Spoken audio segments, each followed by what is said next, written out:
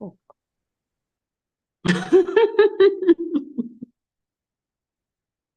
Feel the same.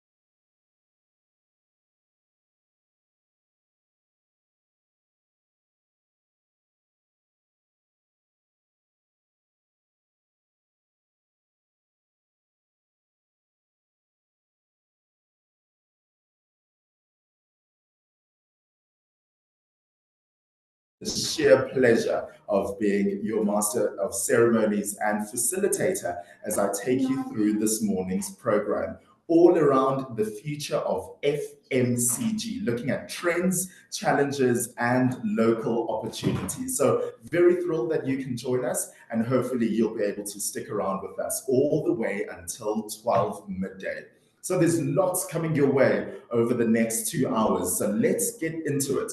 This is going to be the platform, quite truly, where industry experts will gather and be able to share great information on their own insights and experiences, delving into this very, very dynamic and evolving sector of FMCG in South Africa. And here's exactly why.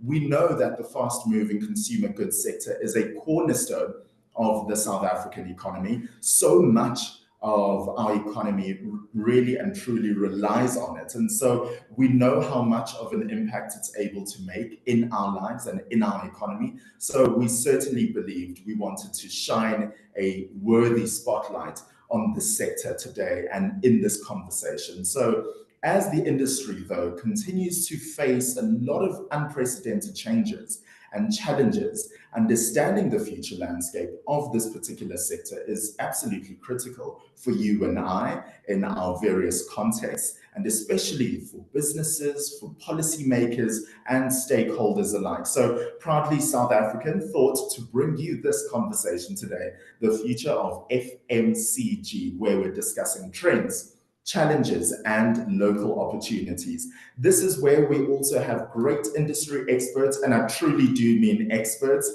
as you'll find out over the course of the morning as they share their insights and they delve more into the sector. So our experts will also be able to unpack emerging trends. They have great research on this. They're able to keep particular eyes on how things are moving and growing and evolving. They'll also be able to assist us as we identify, but more than identify, also address challenges. And they'll also look at local opportunities, regulatory and policy insights, understand consumer insights and marketing strategies. They'll also be able to provide so much more. So that's what you have to look forward to over the next 2 hours. We have 5 experts in total who will all be giving their own individual presentations.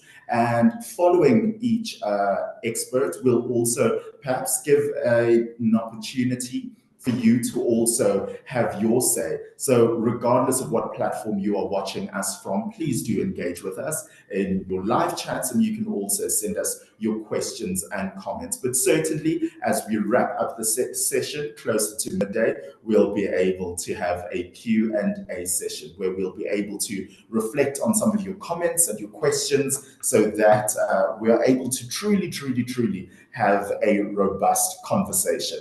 So I hope you're as excited as I am to begin this conversation and for us to be together over the next 2 hours. And so let's connect. Let's continue to have this conversation via live chat, but also on social media alike. Please do tag us wherever you are, whether you are on X, formerly known as Twitter. I'm one of those who still call it Twitter. You can tag us at ProudlySA. If you're on Instagram, you can tag us on at proudly.sa, and then on Facebook we are Proudly South African, and you can use the hashtag buy local to create jobs. And that hashtag is absolutely what we at Proudly South African believe in. Hashtag buy local to create jobs. It is our clarion call, if you will, and that is exactly what we believe in here at Proudly South African. Why? Well, to shed some light, if this is your first time interacting with Proudly South African, please feel free to go onto our website to get more information, www.proudlysa.co.za. And Proudly South African was established all the way back in 2001 and was born out of the 1998 Presidential Job Summit, which was convened by the late former President Nelson Mandela. The country's official Buy Local advocacy campaign is aligned with our government's objective of combating the triple challenges of poverty, of inequality, and above all, unemployment. Proudly South African is a membership-based organization, and only companies that have been audited and approved are entitled to carry the logo of being Proudly South African. It is a great sign that a product or a service meets local content thresholds and above all quality standards as well. That is how we are truly able to move our industry forward. So Proudly South African works with public and private sectors to promote increased levels of local procurement through supply chain structures and with consumers to change habits of everyday store and online purchases. They do it all, as I said in the beginning, as a clarion call and with this great belief of hashtag buy local to create jobs. So with that said, painting the picture, I'm sure now you are able to have a better and deeper understanding of why it was absolutely important to have this conversation this morning. A conversation that we are calling the future of FMCG, discussing trends, challenges, and local opportunities. So thank you so much for having us on. I hope you are able to stay with us all the way until 12 midday. Keep your questions, keep your comments coming through. We'd absolutely love to touch base with you. And so, as I said, please do tag us as well on X, formerly known as Twitter, at ProudlySA, on Instagram, at proudly.sa, and then you can also tag us on Facebook as Proudly South African. And wherever you are, please do feel free to use the hashtag buy local to create jobs. So let's go into our first speaker and presenter of the day, someone who is able to have great insight on our topic this morning, looking at the FMCG sector. Someone who personally I envision as probably sitting with 6 screens every single day with lots of stats and trends, and that's how they're able to discuss the importance of localization in the FMCG sector. Her name is Alicia Logan, and she's the membership manager right here at Proudly South African. Now, Alicia is a seasoned and very strategic manager with background in marketing research and sales tracking. A lot to do there at Proudly South African, but she is able to truly unpack our first topic for this morning, which is the importance of localization in the FMCG sector. Alicia, good morning. Thank you so much for being with us. Good morning. Thank you for having me. Thank you for that very, I would say, amazing introduction to Proudly South African. And thank you for that warm welcome. Good morning, colleagues. Good morning to everyone on the call. This morning, I would like to take you through who Proudly South African is, our localization agenda, a little bit about us being a membership-based campaign, the benefits attached to membership, and I would like to speak directly to the FMCG industry. So while most of my colleagues on the call this morning will be talking about the industry in general, I will take you through the industry specifically based on the view from how I see, the trends within our membership base within the FMCG sector, the challenges our members face, and the local opportunities that are available to our member companies, and hopefully more of you that will join the campaign in order to allow us to advocate for you. I'm going to share, okay, screen.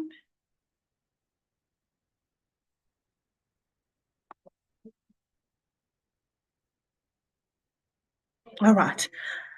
So colleagues, this morning I want to take you through a very summarized but concise understanding of who Proudly South African is and our mandate in South Africa.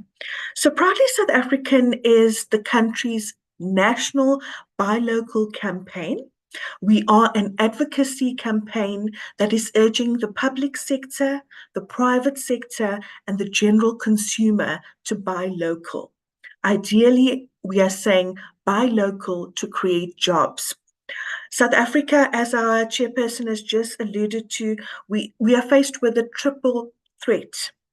Unemployment being one of the main contributors to, a painful economy, so to speak. And it is Proudly South African's mandate to ensure that the country at large makes that local purchasing decision in order in order for the country to be able to sustain current jobs and to create much needed employment, especially within the youth. So in a nutshell, we are an advocacy campaign, campaigning for the entire country to make a local purchasing decision. And when you buy local, we are able to create jobs. What is the reason that we are, working towards or working hard behind the whole localization, buy local to create jobs? What is the reason or the fundamental reasons that guide, the need for localization? So in terms of, as we've said, our tagline, buy local to create jobs, the most important aspect of localization, whether it be via Proudly South Africans campaign or any buy local campaign across the world, is really to retain current jobs and to create much needed employment or new jobs. So that ideally is the reason for the campaign or for localization, is to create jobs in an economy that is struggling with one of the highest unemployment rates in the world. So retaining jobs and creating jobs is the fundamental mandate of any localization campaign. Skills development. Oftentimes we find that within a country we are always bringing what we think is skilled labor force from Europe and other parts of the world, when in fact we need to develop skills in South Africa for South Africans in order for South Africans to hold key positions, whether it be within the public sector or the private sector. So skills development within the country for South Africans by South Africans is very important. Economic development, if you have a skilled workforce, you are creating jobs in the local market, you are directly impacting the economic development of the country. Empowerment, as we know, we come from a socio-political landscape that requires now the empowerment of previously disadvantaged people or communities. So empowerment of otherwise abled people, empowerment of Black people, empowerment of women, empowerment of Black women in business is very important in order to right the wrongs of the socio-political landscapes of the past and to grow the economy successfully and fairly, across all races, genders, etc. Improve living standards. I think it's so important to understand that the greater the unemployment rate, especially amongst the youth, the more dignity you strip out of people. So improving living standards by creating jobs and retaining jobs is very important. Infrastructure development, the more we manufacture. Today we're talking about the FMCG industry, manufacturing of food, skincare, beverage, detergents. All of these goods are fast-moving consumer goods that require infrastructure, require warehousing, require manufacturing facilities. So the more we manufacture locally, the more we are able to develop our infrastructure, whether it be in warehousing, in manufacturing facilities, distribution centers, and we can only grow our infrastructure is if we manufacture locally and export. But if we rely on imports, we will never develop our country, especially in terms of infrastructure. Increase the GDP. The more we export and the less we rely on imports, the greater positive impact we have on our GDP and balance of trade. We saw in COVID that, when we needed PPE, when we needed clothing, when we needed textile, we were scared that we were not going to get our hands on these things because of the closing of the ports. A country should never be in a situation where we are scared that we're not going to get at the bare minimum even clothing or textile because the borders are closed. We should be able to manufacture these locally and be able to export more than we import so that we mitigate these types of fears. So that, in a nutshell, colleagues, is the reason Proudly South African is guided towards localization. And these 8, are our guiding points or guiding criteria by which we understand the importance of localization. As I've alluded, Proudly South African is a buy local campaign, and we are directly aligned to the government's plans to revive South Africa's economy so that millions of jobs can be created and the unemployment rate can be decreased. Proudly South African is guided by 4 key criteria. in terms of how we work and how we influence. So as a buy local campaign that aims to influence localization or influence a local purchase, we are guided by preferential procurement and education in the public sector, education in the private sector, education to the general public, and promoting accessibility of locally made products and services in the South African market. So what do I mean by this? We are, as a campaign, educating the public sector to make that local purchasing decision. We have aligned ourselves with the CSD, that is the government central supplier database, and our member companies, the public sector procurement are able to see our vetted member companies and hopefully use our member companies for, their procurement needs. Education in the private sector, we are aiming to educate procurement managers every single day to make that local procurement decision, to buy local, to buy from our member companies, and to buy from companies that are manufacturing within the borders of South Africa, so that they are less reliant on international imports, and they are able to receive a much more premium product manufactured here for the South African market. Educating the general public, we are educating the general public to look for the logo on a product, to identify a product that is proudly South African, so that they are able to make that local purchasing decision. And promoting accessibility of locally made products. As I delve into the FMCG industry and the benefits of being a member directly linked to the FMCG industry, I will talk about promoting accessibility of locally made products. So very quickly, colleagues, Proudly South African is a membership-based campaign. And the reason we are a membership-based campaign is because the Proudly South African logo is a registered trademark that confirms quality and also confirms local content. So it is very important for us, if we are to impart or allow a company to use that logo, being the registered trademark that it is, we need to make sure that any company that uses the logo, whether it be on their business collateral, their marketing collateral, their website, their signatures, or even on their product, that product or service is in fact a local manufacturer or a local service provider.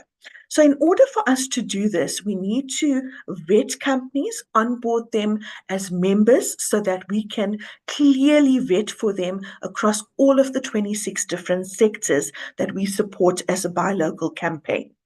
So in terms of the vetting process, we vet our member companies via local content, quality, environmental standards, and fair labor practices. Local content, we cannot be a buy local campaign if we do not know if you manufacture within the borders of South Africa. So we need to vet your business for local content. Quality, as I've confirmed, the logo is a registered trademark. In order for us to impart the logo onto you, we need to make sure that your product has gone through the relevant testing processes, is ISO certified, or as an SABS stamp of approval. So quality is an absolute non-negotiable. Environmental standards. If you are taking out of the environment, we urge you to put back, because it really is a circular process. So what we take out, we need to put back, and we need to be environmentally conscious. Most importantly, for the larger FMCG companies that take from the earth, they need to put back into the earth. So environmental policies are very important, especially within the sector that we are speaking on today, the fast-moving consumer goods sector. Fair labor practices, buy local to create jobs. That is our tagline. So wherever we create jobs, whether directly or indirectly, we need to make sure that we abide by the fair labor practices of South Africa and the workforce is well taken care of. So that, colleagues, is how we vet our member companies or our companies to become members. And once you are a member company, we put you in the sector that you belong in, and we have a multitude of benefits that are then, given to you so that you can expose yourself so positively in the marketplace and, of course, grow your business financially. Some of the benefits associated with becoming a member, one of the most important benefits, and right at the onset, once you are vetted and you are approved for membership, you are allowed to use the Proudly South African logo, which, as I've confirmed, is a recognized endorsement of local content and quality. We allow you to use the product on products. We allow you to use the logo, my apologies. We allow you to use the logo on products that are vetted for local content and approved for local content. We allow you to use the logo on your business and marketing collateral and wherever else you deem necessary. We have a robust brand marketing department which consists of brand, PR, and events. Our brand specific division guides member companies on the use and application of the logo, and they've also created a corporate image document that guides our member companies on the proper use and application of the Proudly South African logo. Now, Proudly South African, I'm not going to delve into all of the member benefits, but I would like to speak directly to the FMCG industry and what I, as the membership manager, have seen the trend to be. So the trends within our membership companies, the challenges within our membership companies, and the local opportunities that us as an advocacy campaign is affording our membership base. So in terms of the FMCG industry, I've noted with, I think, the greatest amount of optimism and pride that our member companies, so conventionally, when we looked at retail and when we walked into a retail store, we could count basically on both hands the amount of suppliers that occupied every square meter of a retail store. Now, this is not a bad thing. I'm just saying that the largest of FMCG companies took up space in almost all of the retail stores. This, about 10 years ago, was the South African reality and possibly the reality the world over. Currently, what we see is that the SME sector of the market, so the small to medium-sized enterprises, are coming out in numbers and saying we too are able to manufacture a product for retail. So if we are to look just at our membership base, chocolate, chocolate being one of the key contributors, whether it be, chocolates and sweets. So Darling Sweets, Jack Rabbit, Raw. These are some of the companies that are actually manufacturing their product and taking it into retail. Detergents, Tosh detergents, washing powders, skincare products, Portia M, Sodi Organics. You know, even food products. So every single element, whether it be food, skincare, detergents, sweets, toys, and food is going into retail via SMEs, small to medium-sized enterprises that are nowhere close to globally or JSE listed companies or global sized businesses that was conventionally, FMCG. So these companies are manufacturing these products. These products are being tested, are approved via test reports, ISO certification, SABS approved. These products are packaged beautifully and they are living well on retail shelves. So we see that trend where the small to medium-sized enterprises have now accessed the FMCG sector of the market, and their packaging is beautiful, their pricing is competitive, and their product really truly stands out. I mean, have you looked at Seashler Brews and many other coffee companies via the SME sector that are now supplying retail? So that is a beautiful trend, and I think that what's happening there is now we have local manufacturers that are providing a local product, that are using raw ingredients from South Africa, whether it be from the agriculture sector or the FMCG spice manufacturing sector. So local manufacturers, small to medium-sized enterprises manufacturing a local product using the raw materials from South Africa and taking it to the retail shelf. So that is the trend I see within the membership side of Proudly South African. What I see as some of the challenges is, just retail readiness. Some member companies have an amazing product, but are not retail ready, yes, yet. So it's not, it's not a major setback. That is how Proudly South African is now saying that we are an access to market platform. So in order for us to allow our member companies to access the markets, we are going to make you retail ready. We are going to help you become wholesale ready. We are going to help you become e-commerce ready, so that you are able to take your FMCG product to the market and be ready for growth in that market. So the challenges we see, as I said, is retail readiness, which we are going to assist with. We also see a challenge of finances. In order to supply retail, once you are retail ready, you do need to be able to supply retail DCs. So it is not a handful of products that you can manufacture and sell. You do need to be able to scale up in terms of your manufacturing processes. You need to scale up in terms of your manufacturing facilities, and you need to scale up in terms of your manufacturing output. So how much are you able to manufacture and get into the retail DCs? So it is an entire supply chain that you need to work towards. Manufacturing a product in itself is not the end result. There's an entire supply chain from manufacturing of product to taking it into a retail store. So the challenge here is, the opportunity to be able to be funded to take an amazing product into retail, and the challenge is retail readiness. Some of the local opportunities that we are currently affording our member companies is the opportunity to access the e-commerce market, the opportunity to access the retail market, the opportunity to access the wholesale market, and the opportunity to access markets, via the B2B sector as well. So how are we allowing our member companies to become retail ready, e-commerce ready, or wholesale ready?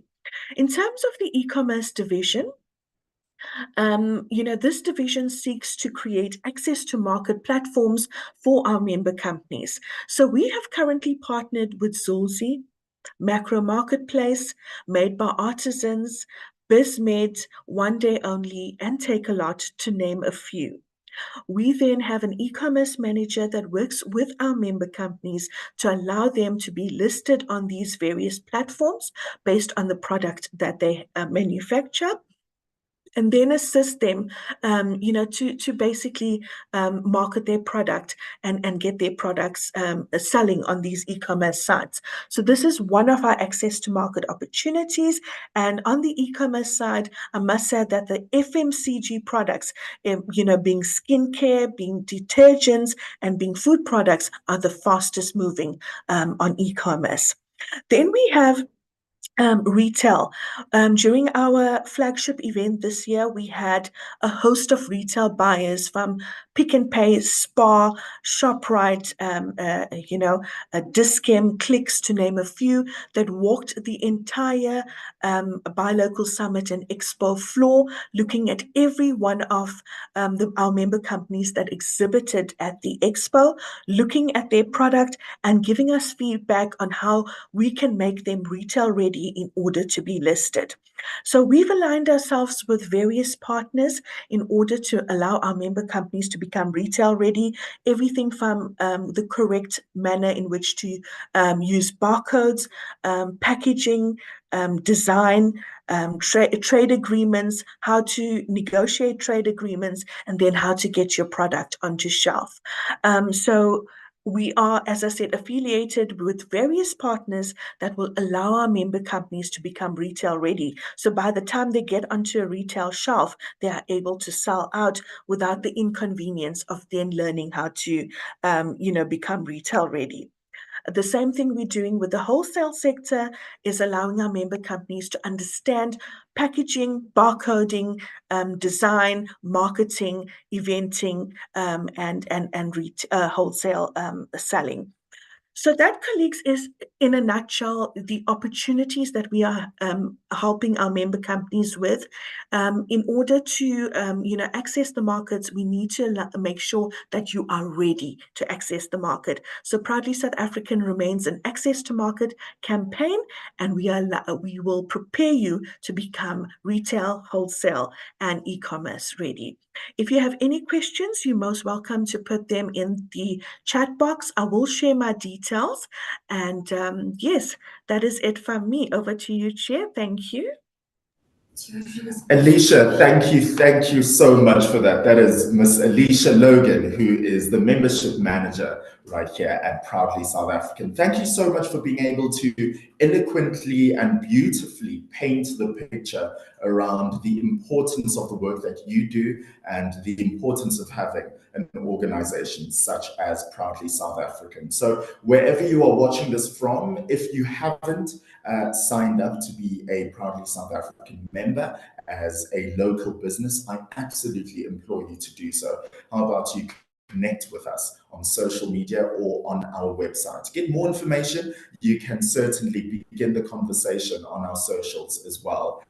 If you have any other questions around being a member. But a big thank you goes out to our membership manager, Alicia Logan, for being able to speak more about the work that Proudly South African does overall, but also to comment on the state and the future of FMCG as a whole. Speaking of which, though, please do continue sharing your comments with us. We'd love to hear your thoughts on the topic. Is there a particular quote that you are hearing this morning that sticks out to you? How about you send that through to us? And even if you have a question for one of our speakers, pop that through to us via our live chat on whatever platform you may be watching, or you can tag us on social media, because we do have a Q&A session at the end of this, closer to midday, so we'll be able to interact with you there. If you've just tuned in, welcome to the Future of FMCG. This is a Proudly South African webinar conversation that will be looking at trends, challenges, and local opportunities in and around the FMCG sector. My name is Sia Sangweni, and I'm absolutely thrilled to be your master of ceremonies and facilitator for this morning. Please do continue to also tag us on social media. On Twitter or X, we are at ProudlySA. On Instagram, we are at Proudly.sa, and on Facebook, we are Proudly South African, and you can use the hashtag Buy Local to create jobs, to connect to us wherever you are on social media. So moving on now to our second speaker for this morning, I am so thrilled to introduce Wendy Alberts. Now, Wendy Alberts is the Chief Executive Officer of RASA, which is the Restaurants Association of South Africa. This morning, Wendy will be talking about why localization matters in the restaurant industry. Now, she has a wealth of knowledge And it's such a privilege that she is here this morning to share that with us. Now, if you don't know what RASA is, it is the Restaurants Association of South Africa. It is the leading organization in the food and beverage sector, which is successfully managed under the leadership of Wendy Alberts. Now, Wendy's knowledge on food and restaurants and franchising and people and business development in the hospitality sector particularly is really, really vast. And her strengths, for example, include a thorough understanding of the principles of business management, marketing, promotion, growth planning, and the sourcing, the evaluation, and dissemination of relevant industry intelligence. So certainly, such an expert to comment on this topic. So without any further ado, we're absolutely thrilled to have you on this morning. Wendy, good morning. How are you? Morning. Good morning. Thank you for that royal welcome. I hope I live up to that expectation today. So thank you so much. And thank you to Proudly South Africa for the opportunity to be able to engage at this level and to introduce the restaurant sector as part of this conversation today, and also as a product of Proudly South Africa. The restaurant industry is a dynamic, exciting, and very resilient industry. We have come from a mirth of challenges. We've come from the recession, we've come from economic challenges, and every turn we are able to pivot and evolve, which makes it so exciting. We look at what's happened post-pandemic to what's happened to our industry now. We are still building restaurants, we're still opening restaurants, we are still employing people, we're still creating jobs, and it really makes it one of the most exciting industries to be able to work in and develop in South Africa. And as I've always said, I believe it is one of South Africa's most loved industries. It is a cornerstone of where we meet culturally. It is a cornerstone of where we build and rebuild parts of South Africa. We are always the together place after a rugby match or a soccer match, after voting or anything in the country that needs to be rebuilt. South Africa is a part where we always celebrate, which makes it really exciting for us to have this conversation today when we talk about inclusion in the entire value chain of how we can enable the industry to be more proudly South African and to be more local. I always like to start off by trying to give an overview of our restaurant sector, because it's not just simply a restaurant sector. There are so many parts to it. So first of all, we have the fast food sector, the takeaways. We've got QSRs and franchise groups. We've got convenience food, which has become a massive competitor to our industry. And then obviously we have the sit-down restaurant space, which entails casual, cafes, fine dining, family, experiential. And then part of our beautiful part of South Africa, which is world-renowned, is our fine dining sector, which, as you know, we are home to some of South Africa's and the world's best restaurants. We've got an array of talents, and our South African talents showcased around the world, Michelin stars, world top restaurants, and other accolades, international accolades that really we as South Africans can brag about what we have on offer. If we look at where some of these beautiful restaurants are housed and the locations that we have, some of them match up to the best in the world. We look at some of the spaces in and around Cape Town, they are iconic destinations. The views and those spaces are just absolutely world class. In our space post-pandemic, we obviously are still facing a lot of challenges. We've got the looming global economic crisis. Inflation is a massive threat to our businesses. Load shedding, which we've largely overcome, and we've implemented support on it. But the cost of that is a different conversation. The higher labor costs that we brought into our businesses, the food production costs, which is critical to bringing stability to our menus, menu pricing, and obviously consumer confidence. Landlords, which now is really a critical, we are looking at these post-pandemic costs, which we really bought into at the time to survive our industry. We're now really paying a massive price. And those costs to pay back the landlords that capitalized and amortized that debt to the end of the leases is now really draining the industry and is costing a lot of closures. So that is a massive, massive threat to our industry. We look at fuel costs, and then we look at component costs. and new costs that are obviously coming to our industry. So what we look at is huge developments that are taking place now, where our restaurants again are looking at pivoting and looking at ways of doing things in a far more exciting way. We're looking at new landscapes for restaurants to be sited in, and we blend this with what the consumer really wants when we talk about what they're wanting in a local component. So when we see that restaurants, one, are expanding their local offering, and they're creating more experiences in one restaurant, so they are doing the takeaways, they're doing the fast food, they're doing the deliveries, they're doing convenience foods, they're doing a farm stall, they're doing a champagne experience, they're doing a gin experience, a whiskey or a wine. They're looking at ways to be able to pivot their businesses to be able to bring more revenue in to support the high cost to be able to run a restaurant. We look at the costs in terms of franchising and how franchises' margins have become really, really thin. So that is a conversation on a separate note where restaurants are just simply not making the return to be able to expand and to continue to rebuild or to expand and build more new restaurants. So they certainly are expanding their offerings in those businesses. Got a lot of restaurants that are going on to opening ghost kitchens on a separate side.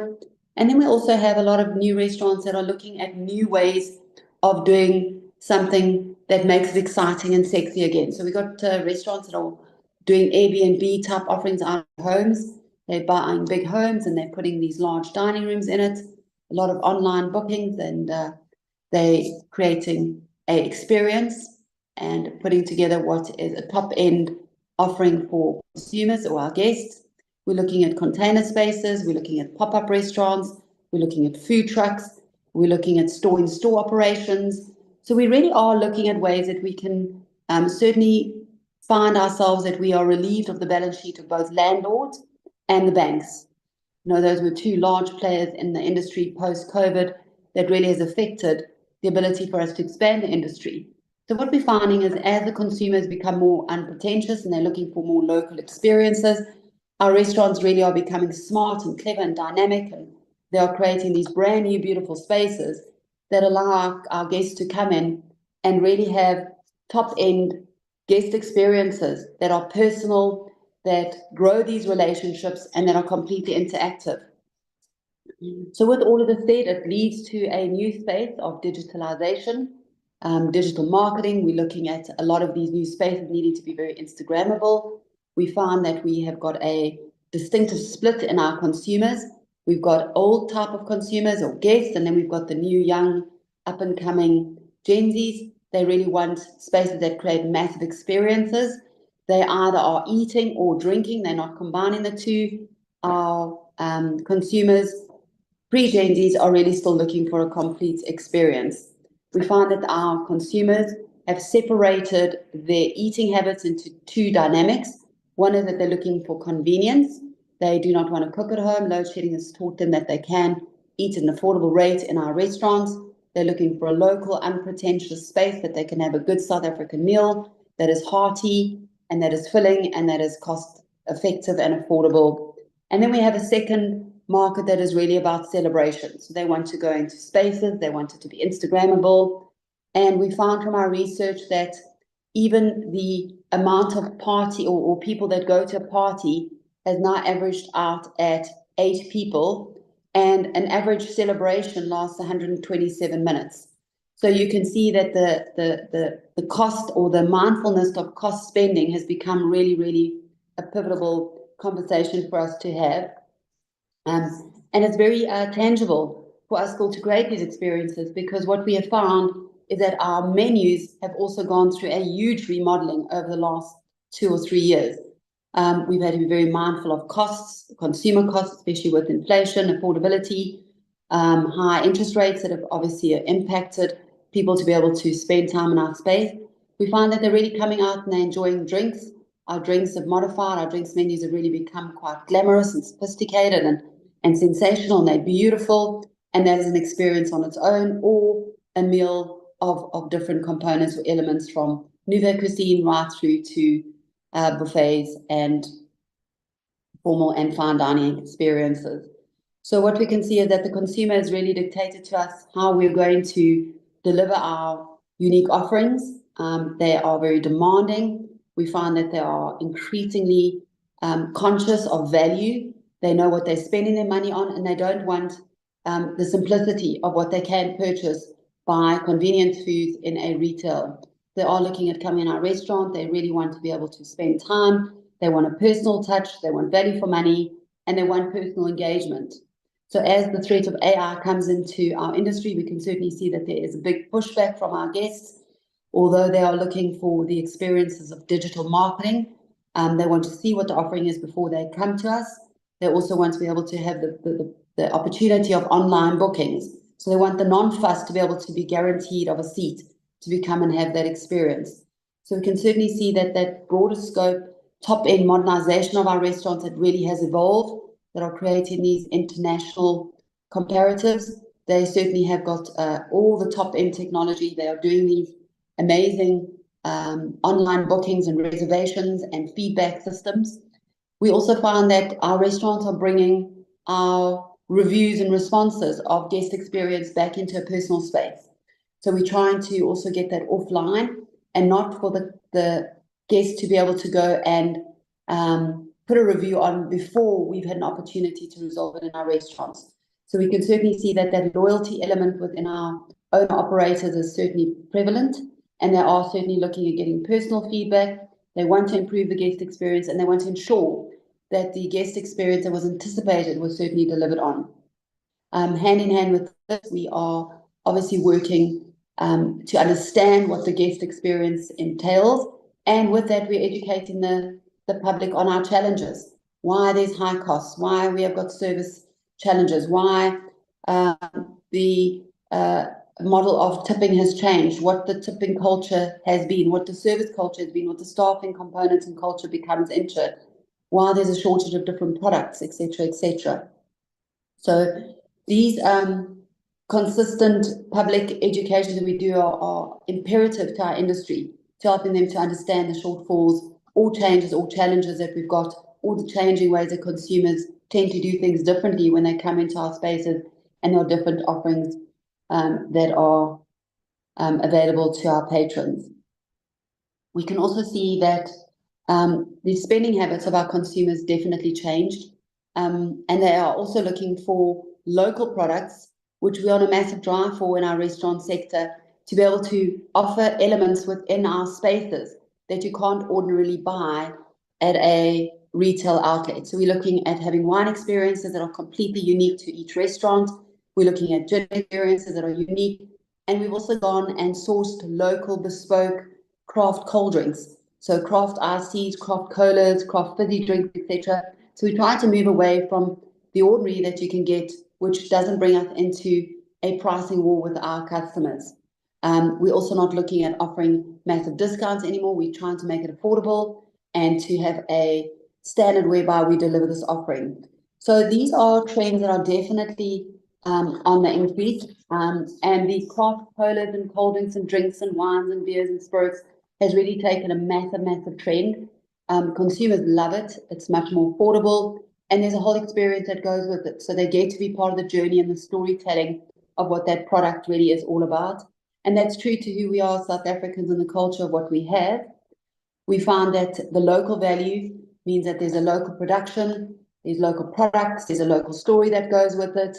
And with that, we obviously drive the employment in the value chain, not necessarily only direct employment in the restaurant, but also by using those products. We've used a lot more other outsourced products like table talkers, placemats, the components that hold our crockery and our cutlery on the table, serviettes, linenware, and as many elements that we can have, artwork that will come, and people that will do our chalkboards, etc. So we drive all of this, but the biggest challenge always with that is the consistency and the inconsistency. And then we have to find that we massively need to substitute something when there is an availability on it. So as well as what we're trying to support the large value chain, it does come with its own challenges. And we also found that in that space, it's usually competitive. So generally, many of these extensions on the value chain are small businesses who rely on a couple of restaurants. And when a larger company organization purchases that, then we find ourselves that we're needing to substitute products So it is a market that is definitely highly competitive. You know, we're sitting in a space now, there's a massive debate in the future of our economy. Lending, you know, the banks have really turned red on our restaurant sector to find funding or lending to build brands or to build multiple outlets is really quite challenging, to look at new ways of doing concept development. And I think that's why we really moved into we'll build a restaurant from our home as an Airbnb restaurant concept, or we're building it out of containers, or we're doing pop-up restaurants. We're looking for captive audiences that we can really leverage off to be able to give a unique experience. We're blending music and food together, or we're blending art and food together. So we're no longer just putting food in its own component. We certainly are infiltrating into a lot of other markets. But I think the big question for us as an industry, you know, is do we build a future inward and we expand our footprint into South Africa, and we're able to look at much more affordable spaces. We can chat to local town councils to be able to do relaxations on certain buildings, or to be able to put restaurants in spaces that uniquely weren't offered for restaurants before to make it more affordable. Things like purchasing car dealerships that we can sectional title and allow 3 or 4 dealerships to be converted into restaurant spaces. We're looking at expansion as a restaurant on a eatery on a large property from home. And we're looking at ways that we can really be smart and innovative to expand the footprint without it costing millions of rands, or to be reliant on the financial responsibility of large leases that go on forever. So we really are in this conundrum to look at ways that we can do it. We have some restaurants now that are certainly taking the South African footprint. We're looking at restaurants like Tang, who's going into Dubai. We're all curious to look at the success of this. We've seen many of the other brands making way into places like Mauritius, the UK, and all of Africa, and that really, really launched successfully, and that has created much more opportunity. We also see that staff retention and skill retention in our industry is becoming quite a critical factor that we really need to address. We're losing a lot of our skill and talent overseas. They are poaching our waiters, our bar staff, our management, and we certainly need to make it attractive for the staff and skill retention to stay in our restaurant industry.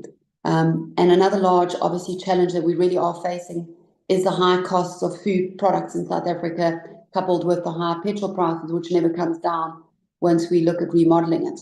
So the margins are definitely much slimmer in our industry. We are working far harder with less staff. We are certainly investing more into staff, training staff, educating staff, and managing our staff balance sheet at a higher degree than what we were before. Definitely the minimum wage has impacted that. It has certainly put a lot more financial pressure on us to be able to manage the affordability of the scale that we've got.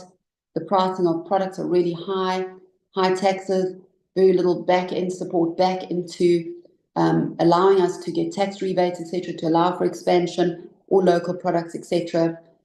So we certainly are going to continue on the road that we are to promote local as lacquer and to look at ways that we can certainly rebuild domestic tourism, get people back into some of the areas that are really the millionaire mecca of South Africa, like Mpumalanga and other parts of South Africa that really needs to be revitalized.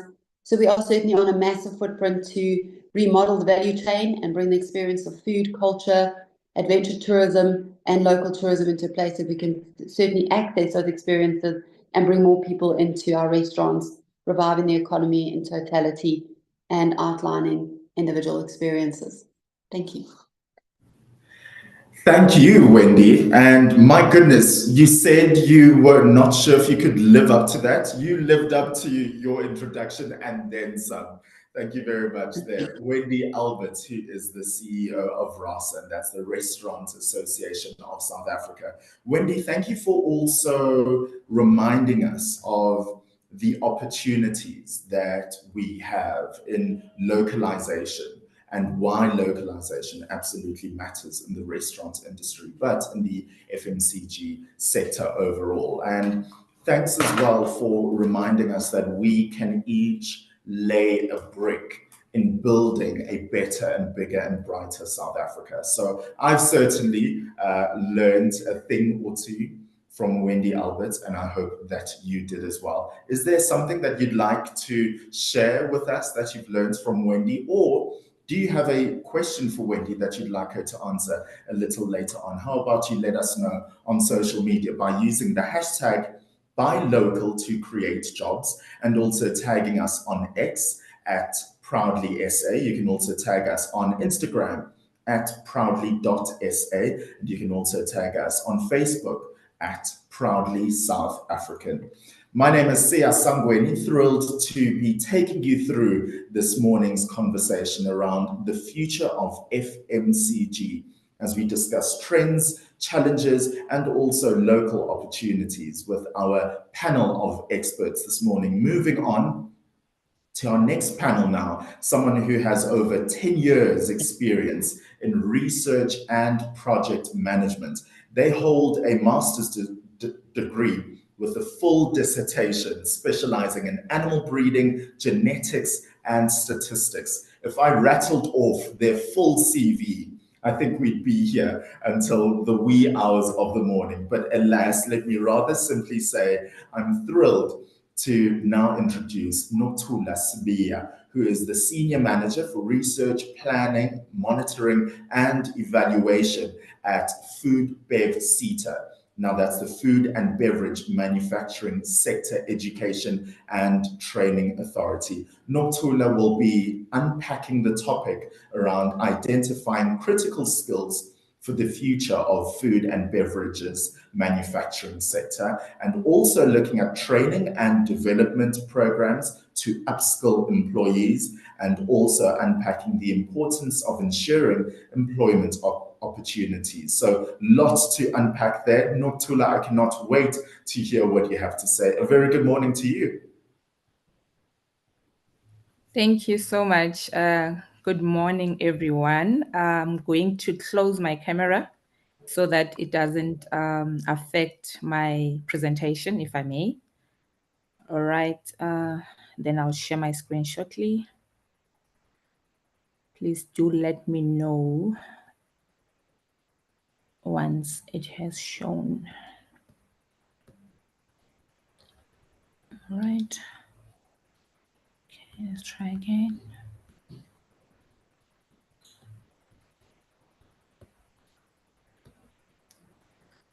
Just a second, I will share my presentation shortly.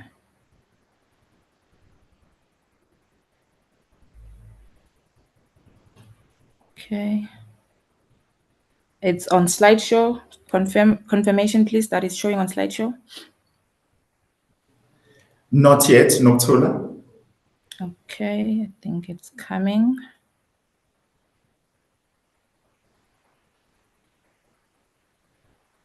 Still not showing? No, not yet. My goodness. Okay. I might ask the organizers to share on their side. Apologies for the technical glitch. Jacobeth, can you please share from your side? Perhaps, because I'm trying, it's not working from my side. Or let me try for the last time, perhaps, colleagues.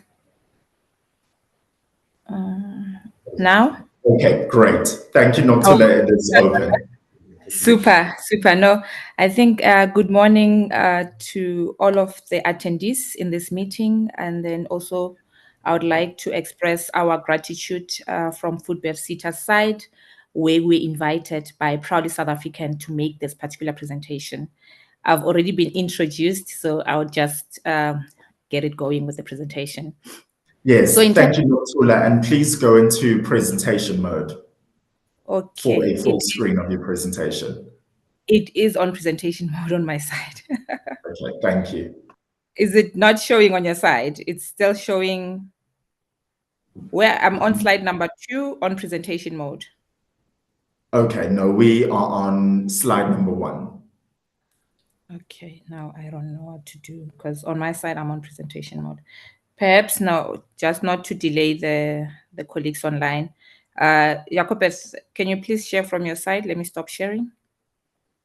If that is the case, because I'm on slideshow. The colleagues from Proudly South African? Yes, thank you. We will work on that shortly. Okay. All right. While they are working on the presentation, just to share it. Okay, yes, it's showing. You can go to slide number 2. Thank you. So, yeah, it's not on slideshow from my side. I don't know if the colleagues online can see the slideshow, but I'll just proceed while they are putting it on slideshow. So in terms of my presentation, I will take you through the food and beverages manufacturing SETA in terms of what we do. And then I'll also speak to what the 21 SETAs are mandated. And then from there, I will talk to how are we identifying the critical skills for the future. Then I will move to the training and development of programs. And then how do we contribute to employment opportunities as sector education and training authorities. You can go to the next slide.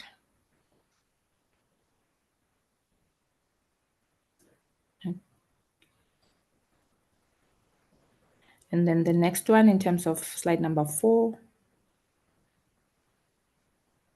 If you may. Okay, thank you. So in terms of the food and beverage manufacturing sector, SETA, we are having a vision that focuses on being the innovator of developing quality skills.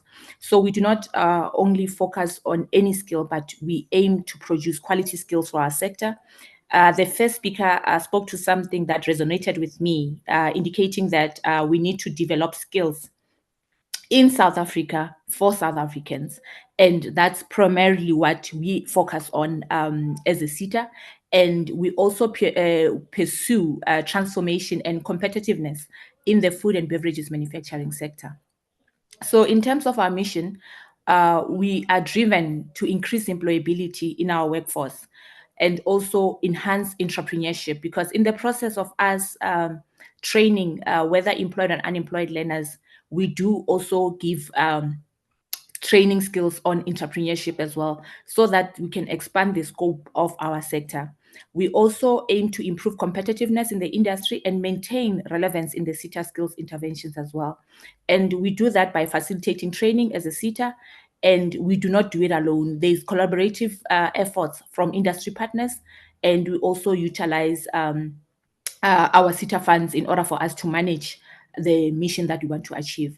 In terms of how we do it through service excellence, we do it with integrity, with a great commitment, and we are transparent in what we do, and accountability as well. You can go to the next slide. Next slide, please. Okay, in the next slide, I'm just giving a background in terms of our SETAs. So in terms of the Food and Beverage Manufacturing Sector Education and Training Authority, we are one of the 21 SETAs in South Africa.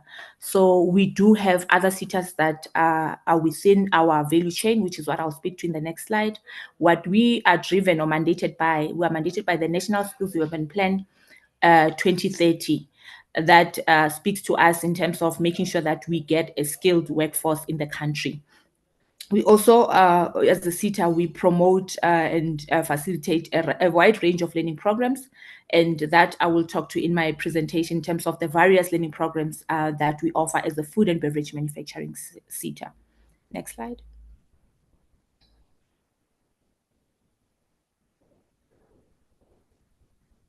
Is it? Yeah, next slide, please.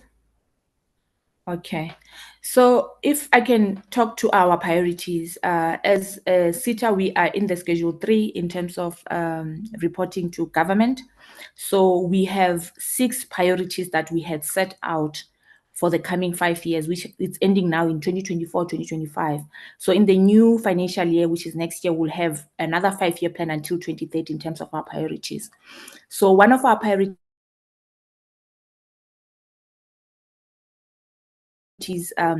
attendees online, number of unemployment in youth, women, and persons living with disability. If you look at the statistics of especially the youth and women or females that are unemployed, it's around 49.4%, which it was reported by Statistics SA in 2024. This number is quite alarming, and looking at that, South Africa is one of the largest, or let me just say the number 1 country in the world with unemployment. So we are sitting at 32.9% in terms of unemployment. These statistics are quite alarming because you speak to the youth that are graduates, the percentage is even higher in terms of them being unemployed. So what is it that we are doing? Are we doing things right? Are we training the right skills? I think those are the questions perhaps that we can also discuss in this particular meeting. So in terms of the other priority that we have to address the shortages of artisans in the country through provision of quality training and facilitation of employer work placement. So for artisans, as SETAs, we have a mandate to train at least 30,000 artisans per year. So this is according to our National Skills Development Plan 2030, where we are required to train artisans per year. So what we do with that target, we share it amongst the SETAs, depending on, because various SETAs have various, in terms of budget, the budget varies. So depending on the budget of that particular SETA, we are able to share those particular targets. Then we also have a target where we have to make sure that we carry out assurance activities that are talking to QC2O, where we develop qualifications and quality assure the learners and certify them accordingly. We also support community colleges and TVET colleges as well, with also accreditation of centers of specialization. And then I think perhaps the overarching priority is us now talking to transformation of our sector through different opportunities and also developing partnerships. I will be talking to our partnership opportunities as a SETA and how they flow into the FMCG as well. We have also career guidances that we provide in even focusing on rural areas, because for a learner who's sitting in a rural area, they might not even know about food and beverages related qualifications. So we try to expand our scope even to basic education, just to support the learners as well. Okay, next slide.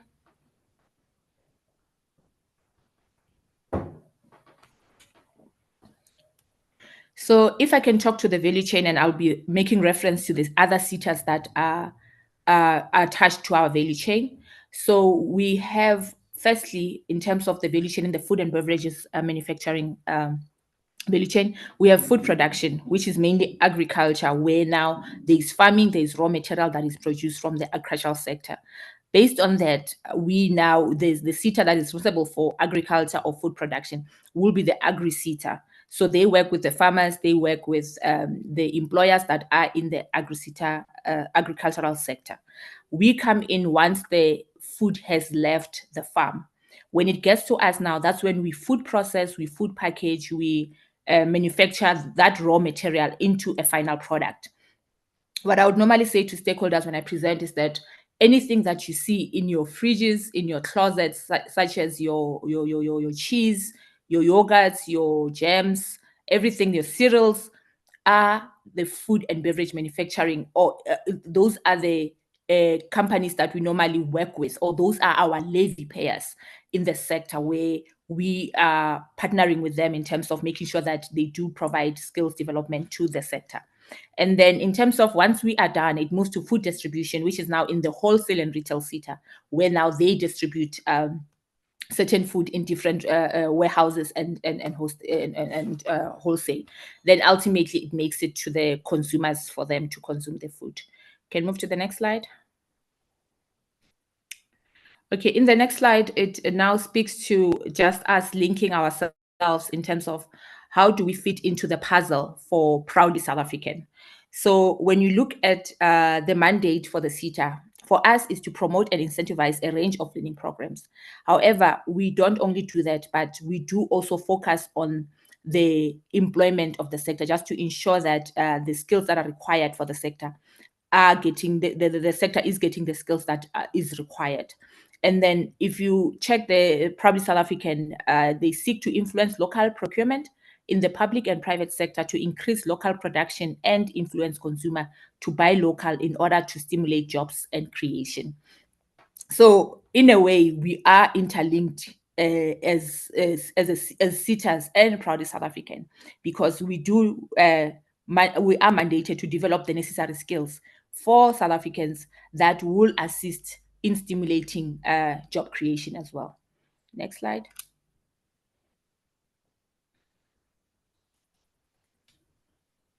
Okay, so in these slides now, I'll be talking about how are we going to identify, how do we as a SETA identify critical skills for the future? So being in the research unit, next slide, sorry, slide number 10. Being in the research unit and heading that particular unit, what we do, we make sure that the information that we get is industry related. So in the sense that we conduct research to understand what are the current trends in our industry, what are the challenges that the industry faces. And then over and above that, we perform a job analysis in various roles within the sector. So we'll check the various roles in terms of what we call occupational levels, from elementary level until a top management. We check what are the skills that are needed for each of those particular levels. Then we also check in terms of responding to what are the critical skills needed. Previous slide, yes. We identify what we call the hard to fill vacancies. Sorry, slide number 10, please. You are moving, yeah. So the hard to fill, in terms of hard to fill vacancies, is basically any vacancy that takes more than 6 months to fill in an organization, and looking at removing any other what would be a challenge in terms of administrations, recruitment process, and all that. So basically, an organization that's saying we've been recruiting for this vacancy, however, we are not finding a suitable candidate for it. So that we regard as a hard to fill vacancy for us, and then we classify it accordingly. We don't work alone. We consult our sector experts, and reason being is that, for example, as Food Bev SETA, our offices are in Sandton. So we do not have any manufacturing operations happening with us, because our role is to facilitate training. However, we want to understand what's happening in the factories. So we do consult our industry experts and get inputs from their side. And those industry experts includes our employers. Employers, we're talking to, I would say, organizations, but in SETA language, we just call them employers, but it's basically people that are steering the ship in the various organizations. We speak to also the skills development facilitators, because they are the ones who deliver the training. We speak to the various educators as well, and the consultants that might be attached to our industry. We also look at the future forecasting of skills, where we determine the skills that are needed. Sorry, you're moving. I don't know what's going on. It's moving from my side. I was still on slide number 10. I will try to catch up with the time. Perhaps you panicking with the time. Yes, we determine the trends that may influence the skills that are required, and then from there we develop our critical skills analysis as well, just to identify the gaps that we're trying to fill. The link that you're seeing here is just some of our research reports that we have produced as a SETA for your own, when you have your spare time, just to read through the research outputs. Next slide.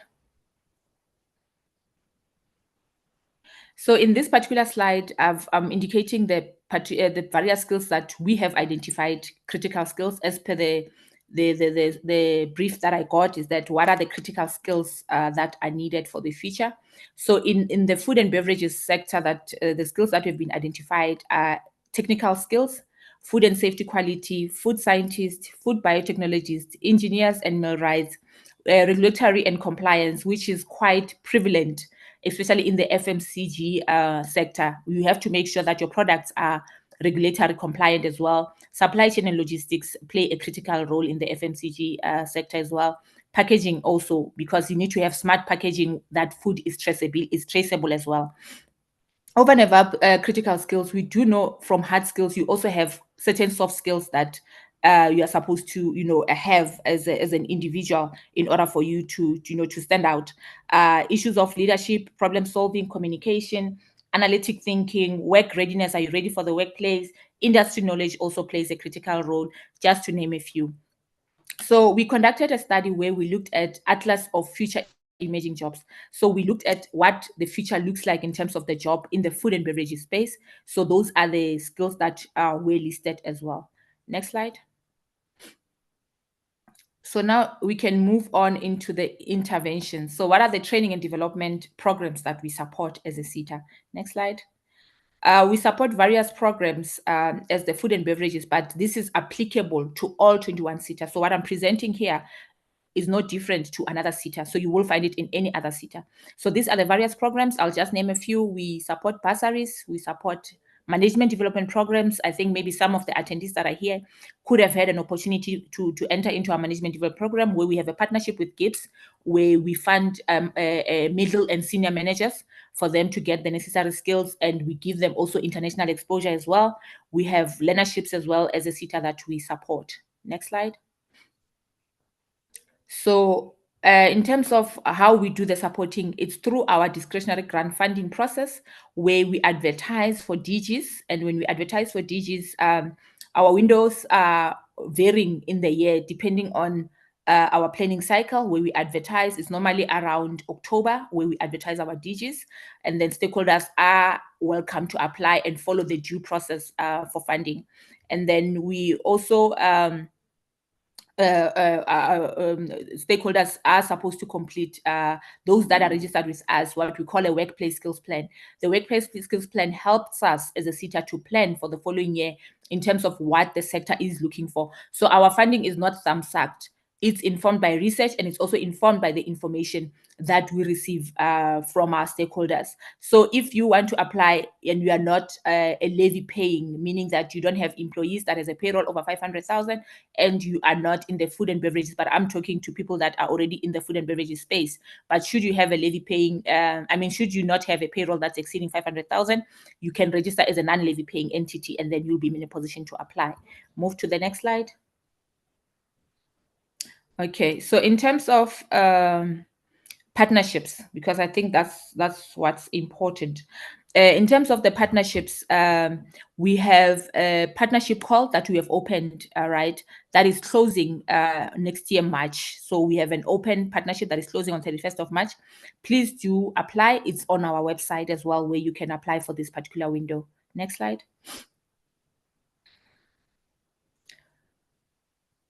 And then the focus areas, one might ask, what is the focus areas for our partnership? We focus on strategic projects, and in these projects, we focus on that are aligned to the SETA mandate. We have a special projects that are aimed to empower the youth, women, people living with disability, and addressing other national imperatives or transformation. So that is the difference between a strategic project and a special project. Then we have a partnership-led partnership that is focused on industry partnership and collaboration. Then we have government, public entity partnership as well. Next slide. So this is just how to submit your expression of interest. So if you go on our website, we do have the actual application form that will assist in terms of you going through the process of applying for partnerships. We do encourage partnerships because no man is an island. So as a SETA, we're expanding our scope so that we get the necessary problem-solving partners that can assist us to meet our strategic objectives. Next slide. So these are just showing the entities that are eligible to apply for partnerships, but you will find it also on our website. Next slide. Then in terms of now the application process, every application, whether a partnership or a DG, will go through our compliance requirements. So this particular compliance requirements will speak to evaluation, will speak to the adjudication, and finally making it at awards. So it needs to pass every step. Just because I presented here, perhaps we share emails, doesn't mean that you will skip any step in terms of making sure that we award you accordingly to the our prescripts. Next slide. Okay. So the last part of the topic of my presentation was talking about how do we ensure employment and opportunities, and I think partly the DGs do cover that part. So you can just move to the next slide. So how do we now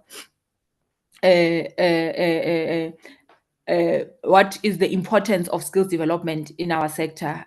Basically, what we are trying to do to contribute to the employment or making our sector to be more employable, it's making sure that we enhance competitiveness in terms of skills development. We look at capacity building for relevant skills and knowledge. We empower through education and training to our stakeholders and our key role players as well. Next slide. Then we also respond to the economic recovery reconstruction plan and skills in the various segments. We can go to the next slide. There are certain pillars that are responding to the ERRP. We speak to industrialization, mass public employment, microeconomic, green economy, agriculture, and gender equity. So equality. So these are some of the interventions that we respond to just to make sure that we contribute to the ERRP. Next one. So we just provided a bit of statistics on this one, that we do support small businesses, and we do conduct market research to create market linkages. In terms of mass public employment, we do place our TVET students in various workplaces to get experience. And that is purely because we don't want our TVET learners to leave the TVETs and then go to an industry and they don't understand what's happening in the industry, because there are specific machineries that they are supposed to be exposed to. We do, oh gosh, okay, the slides are moving. Okay. So we also support bursaries, graduates with bursaries, and then we also support SMMEs in various new venture creation initiatives. Next slide.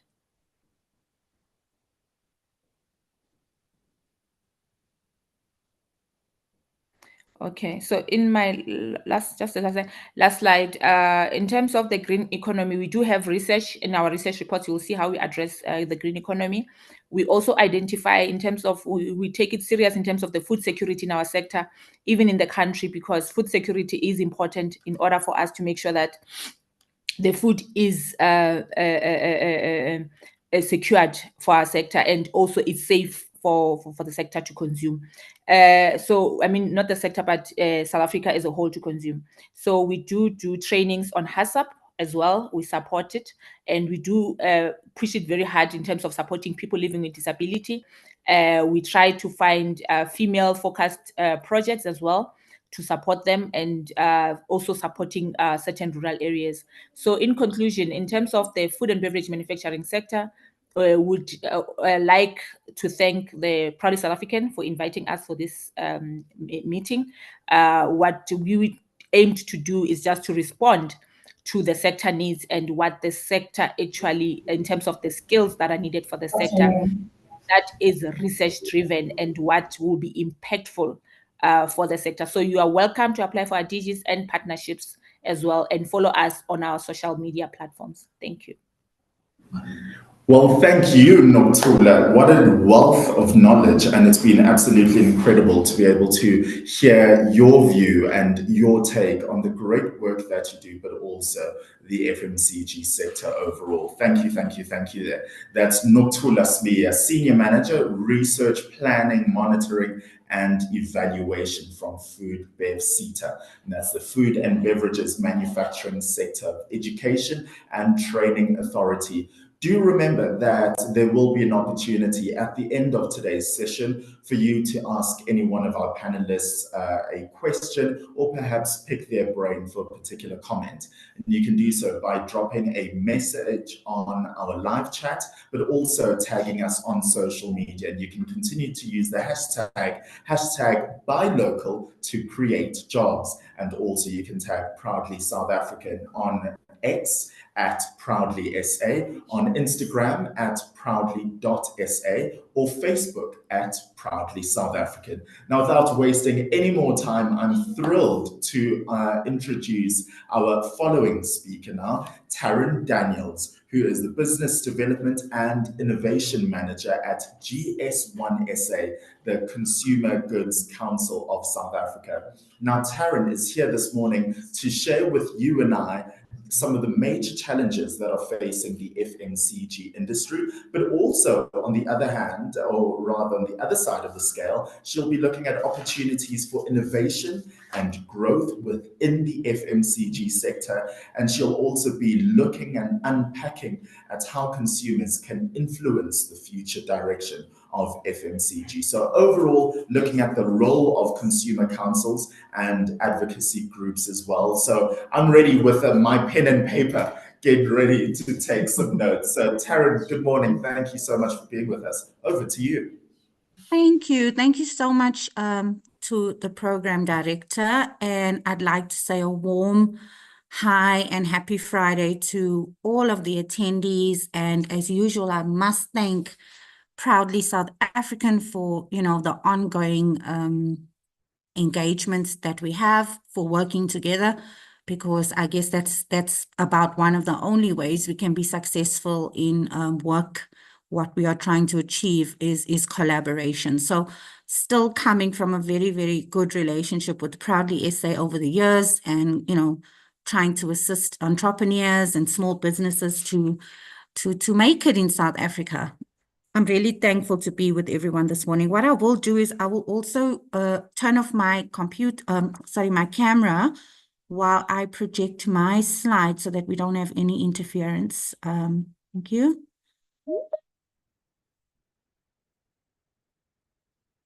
See where I am.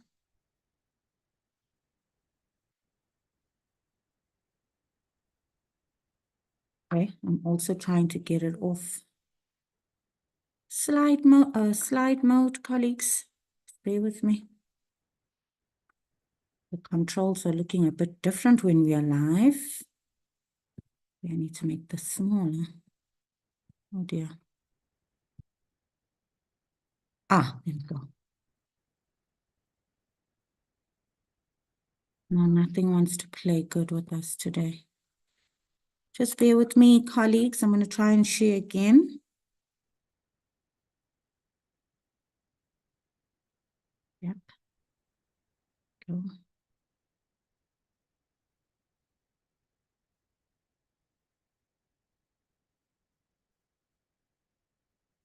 Can you see my slides? Can anybody confirm?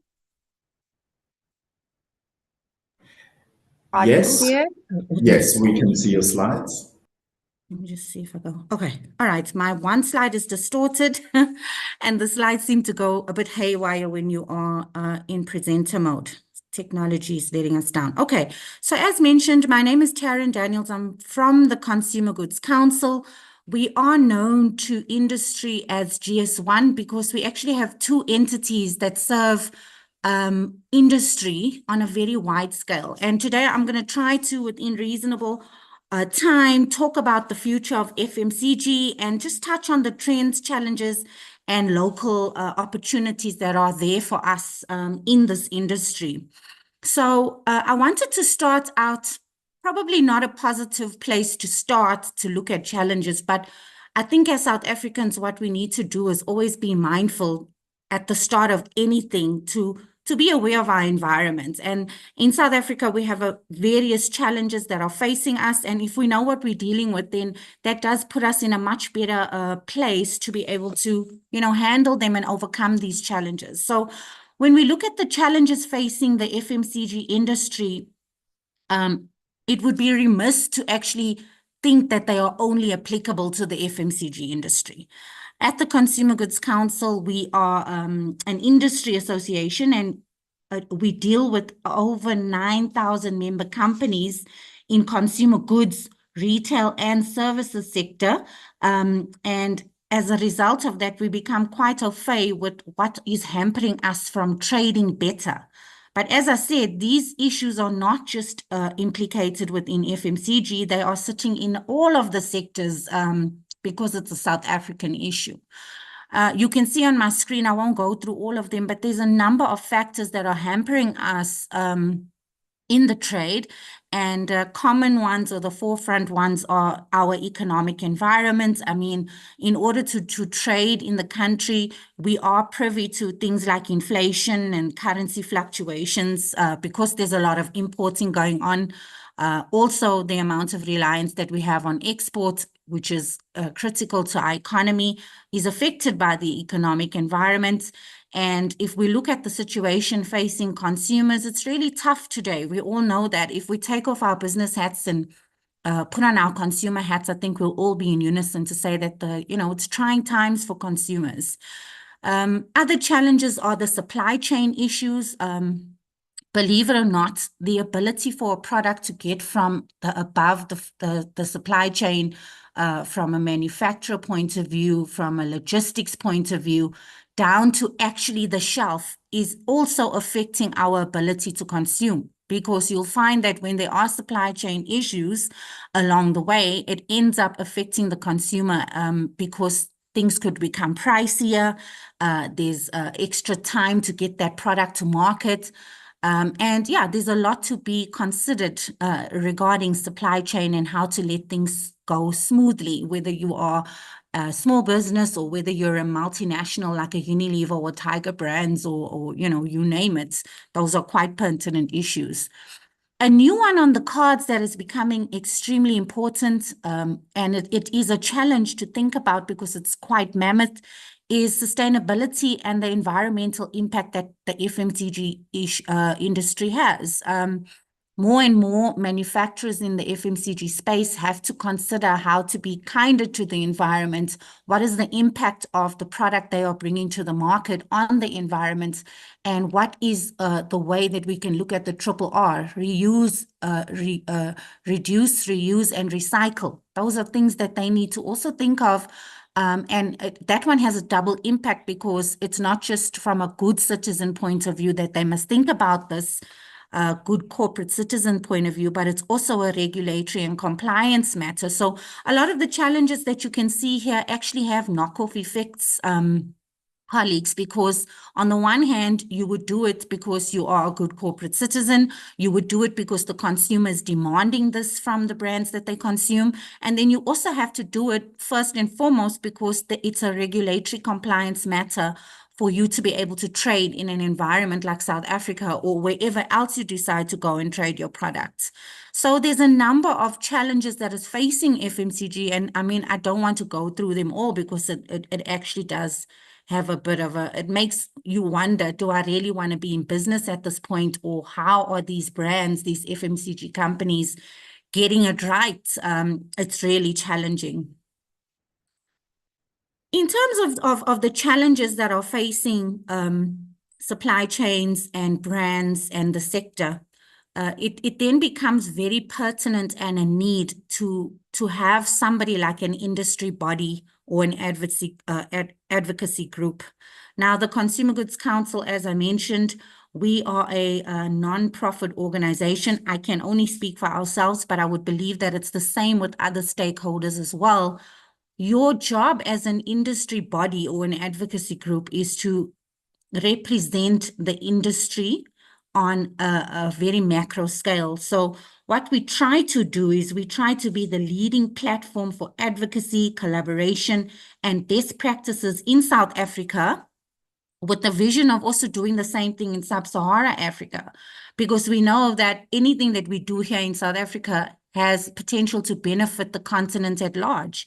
And if we are going to build Africa, we need to start opening up our minds and hearts to our neighboring countries so that we can take a larger position, you know, in the global economy. We do have the most youngest citizens, or we have a large scale of young people in our continent. And really, the future, all the economists are saying, belongs to Africa. So that's why we're saying we are not closed off to engaging and sharing and also learning from our African counterparts. If you think about all the challenges that I showed on the previous slide, you'll then start to see how we form our mandate. And what I'm showing you on my slide, it's quite a busy slide. It's actually the divisional arms of our industry body, being the Consumer Goods Council. And remember, I said that we represent 9,000 members, and the benefit from talking to a large array of member companies is that you start to quickly be able to identify common problems. And when you are neutral, like us, any industry body needs to be, or advocacy group needs to be, you start to create a safe haven where companies that are usually competitors, whether it's a retailer or a manufacturer or an SMME, can come into the space and they can have a trust in place or transparency in place where they can talk about what is actually hampering us from doing business, and actually at the end of the day is causing stress onto the consumer. We are called the Consumer Goods Council, but we don't really deal with the direct consumer. What we do is we deal with the supply chain players, manufacturers, retailers, wholesalers, your online marketplaces like your Takealots, your Amazons. And we try to deal with problems between the supply chain that it's actually going to assist and make the end consumer's life easier by means of reducing cost on a product or reducing the time it takes for a product to get to the shelf, promoting the safety of that product, and the list really goes on. So what you're seeing here are some of the key areas within an industry body like CGCSA that we focus on, and we kind of round up purpose with our members too. And if I can go through them lightly, because they do touch on a lot of the previous speakers sharing, we focus on transformation, training and development, where, for example, we would collaborate with the SETAs, Food Bev, as well as W&R SETA and Proudly SA to bring together graduates as well as small businesses and to school them on what is actually going on in the sectors at the moment through training and development. We also have a division which is the legal and regulatory and stakeholder engagement division. And in this division or arm, what we do for members and for industry is we kind of try to preempt the regulatory and policy environments through our advocacy and lobbying of key decision makers. So here we have a very close relationship with government. We are sitting on a number of government working groups. We are partnering with the likes of BUSA and other, NEDLAC, other entities that are also trying to assist and to influence the regulatory environments. And I guess that our promise there is that we want to be supportive to the FMCG ecosystem and advocate for our members as a united voice of industry, because a lot of the times what our government doesn't realize is when they are imposing these regulations on us, it does affect the bottom line. For companies to go and comply to these things, the costs are rising. It affects our ability to increase jobs or to maintain the existing jobs because the regulatory and legal requirements come with cost, We've got a number of success stories in this area. We've recently successfully lobbied for diesel rebates for food manufacturers in the sector, which amounted to savings of more than 5 billion in diesel costs. We have also, had stakeholder engagements with government, including the ministers of departments, the presidency, communication and information systems. We feel that it's important for us to bring our plight of our members to government and influence and open their eyes in terms of impartation of all these legalities. On the other side here, I've got my food safety and sustainability initiative. Over there, you have us a leading engagement on all food safety, quality, health and wellness, sustainability, and other regulatory matters in South Africa. And we try to do this in alignment with the Sustainable Development Goals. So we are a neutral platform there, where we invite the 9,000 industry members to come through and tell us what the issues are that are facing them. And we set up programs to help them to, be good or best in class when it comes to food safety and sustainable measures for the ultimate benefit of our consumer.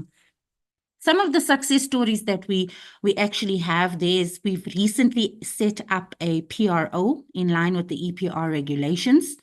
We are assisting members to comply to, waste management and reducing the amount of waste that is ending up in landfills, because that is a requirement of government, but it's also a global requirement to be a good corporate citizen, is to manage the amount of waste that is ending up in our landfills.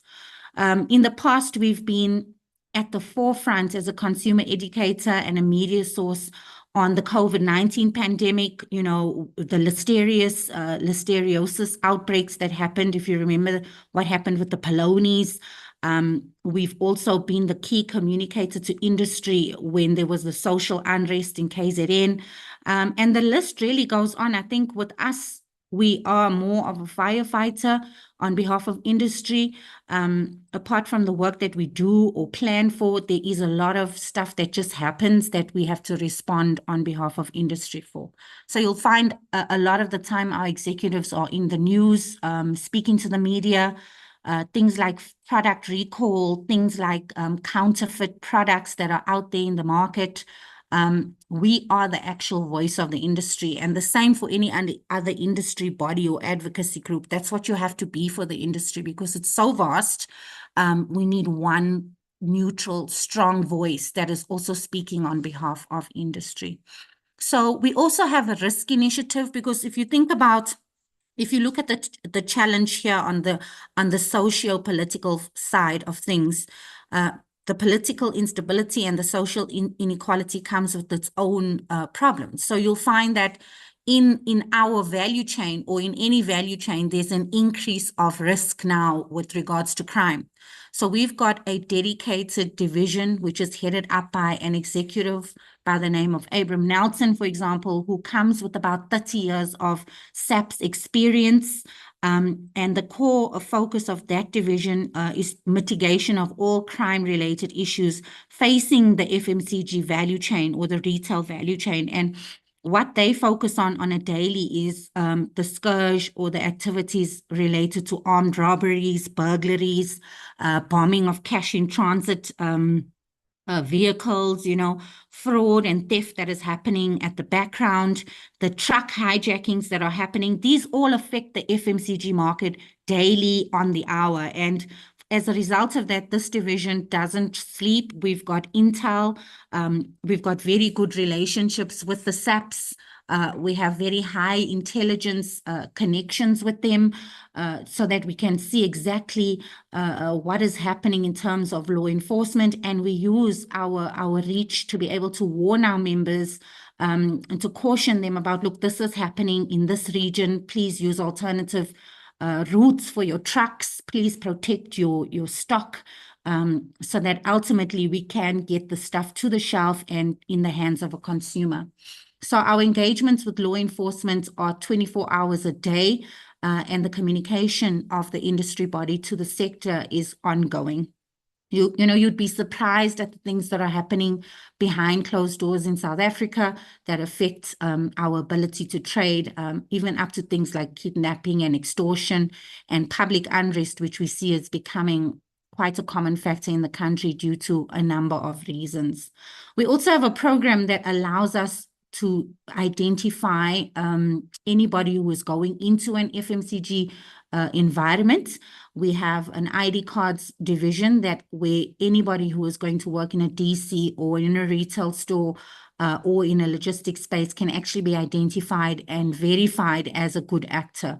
So there's so much that an industry body like ourselves are involved in, and our power and influence comes from the sector. And it's a very, very, it's a good initiative to have, because it allows us to deal with problems before we even see them. The last one I want to tell you about is a very important one.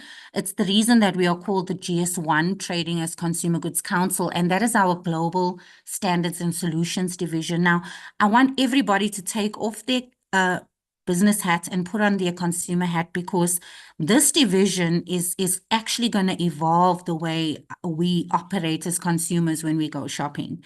Our Global Standards Division is the entity that is responsible for bringing barcodes to South Africa. We've been bringing global barcodes to the country now. We just celebrated our 42nd birthday. And the evolution of barcodes to consumerism is something so key for food safety, track and traceability. Now more and more consumers are asking, where did this product come from?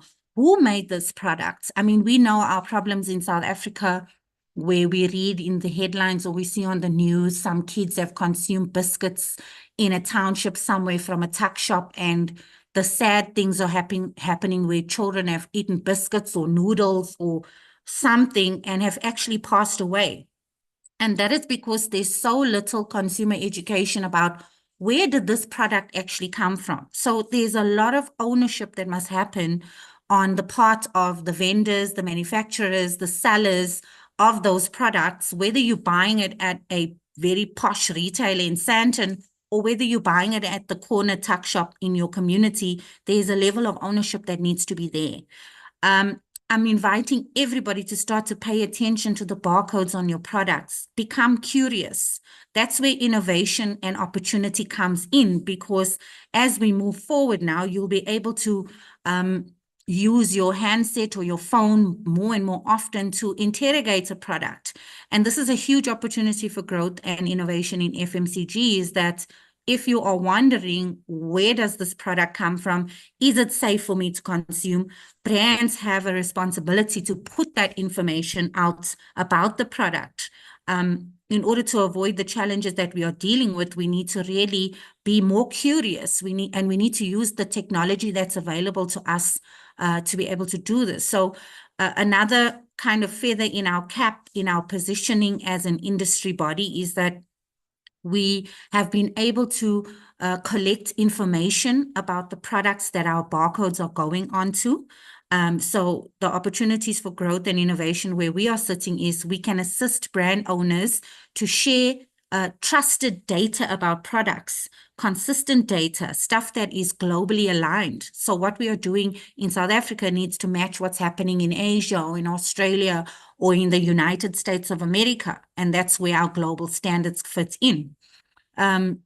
We know that to overcome the challenges, we need to have an enhanced supply chain. So you need to be able to know, even if it's the corner shop or the tuck shop or something, from that owner, where did this product come from before I feed it to my child or before even I consume it?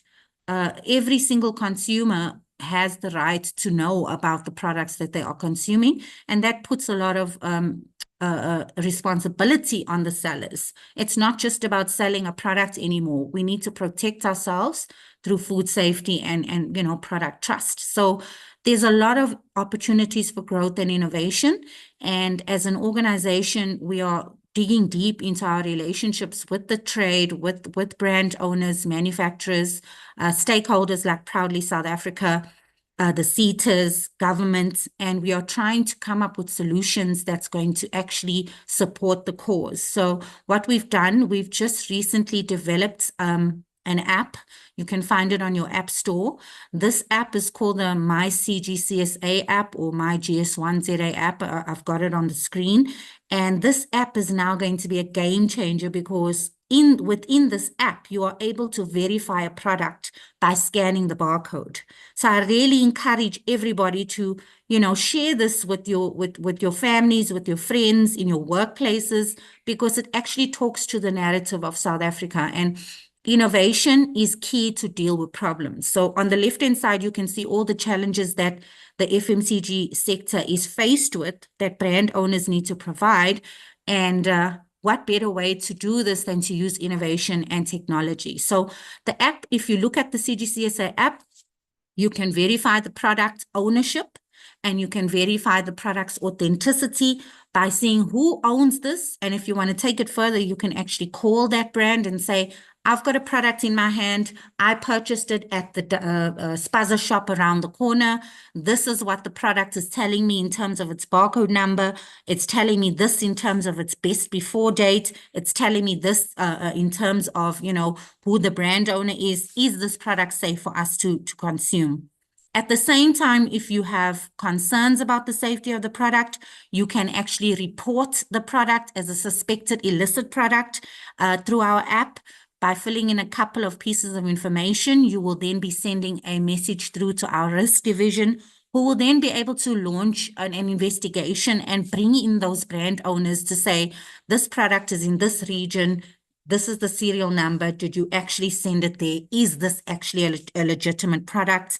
And then they can move forward and get their forces on the ground, whether that's collaborating with SAPS or doing what they need to do. This is a very, very critical requirement in South Africa today because of the challenges that we are facing.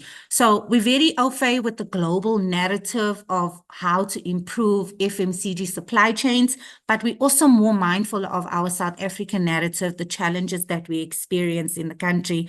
And we are trying to, with our 9,000 members and our stakeholders, address those issues. Just another feature of that app is you can also report a crime there.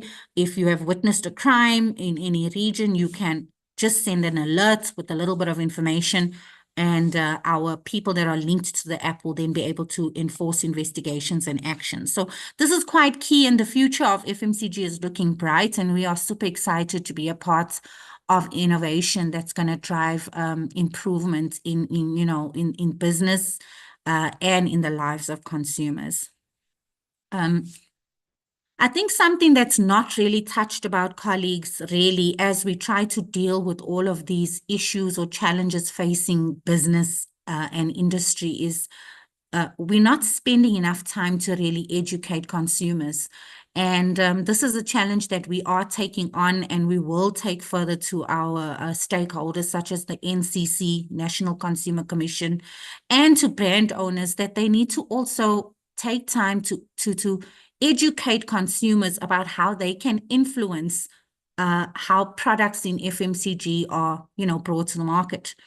If we look at global trends, there's a huge demand from consumers globally because they are more prioritizing their health. You get a lot of people that will buy products that they say, oh, for example, this is Vitality, it's good for me, it has low cholesterol, low sugar, etc. Those consumers are forcing FMCG brands to reconsider how they are manufacturing the products. You get other people that are more concerned about the sustainability of the product. Is this reusable? Is this not using so much plastic? Are we going to lessen our impacts on the oceans? Are we going to lessen what ends up at the landfills? Consumers are forcing FMCG brand owners to comply with what's right. And then you have ethical practices. We want to make sure that if we're purchasing clothing at a store, there was no child labor involved in the manufacture of that. So that's more of a global reach. In South Africa, I would think that we're more concerned about the food safety, about our informal sector, our spaza shops, our side pavement people that are selling fruits. We want to be able to assist them, or products on the side of the street, to also have a thumbprint of food safety, because we don't want to do away with our unique market situation in South Africa. More than anything, we want to help them to comply and be world class. So consumers do have a lot of influence, and consumers need to start being more educated. And a way that they can do that is, before consuming a product, ask questions about the product, hold brand owners accountable, use your cell phone. More and more young kids will show you, 4 or 5 years old kids know exactly how to handle a mobile device. They will show you how to scan. They will show you how to link to the internet. And the information that you need, if it's not there, we need to be bringing that back to FMCG companies and saying, no, you need to provide us with this. We want this. Because if we look at the digital engagement that is out there today, we are more digitally savvy, and brands are using their digital presence to encourage us to purchase more and more. So if you look at things like TikTok, if you look at YouTube, if you look at the AI that's happening, your phone is listening to the conversations that you're having. If you're looking for a certain product and you happen to mention it or search it via Google, the next thing when you're watching a TikTok or a YouTube video, suddenly that thing will appear. So technology is within the fold. It's no different in Africa. But consumers need to be more and more clued up and demand more information about the products they consume, because we know that brands are willing to come to the party. The e-commerce has grown in South Africa since COVID. It has grown exponentially.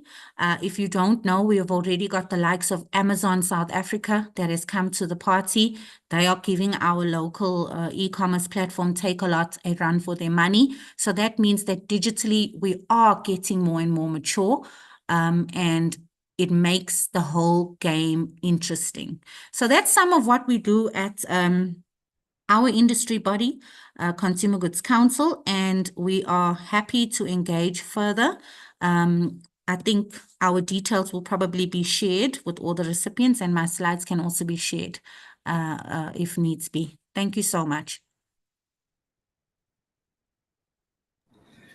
Taryn Daniels there. Thank you so much. Thank you for being a wealth of such great knowledge, sharing more of your expertise as a team member at GS1, the SA Consumer Goods Council of South Africa. And Taryn Daniels there is a business development and innovation manager.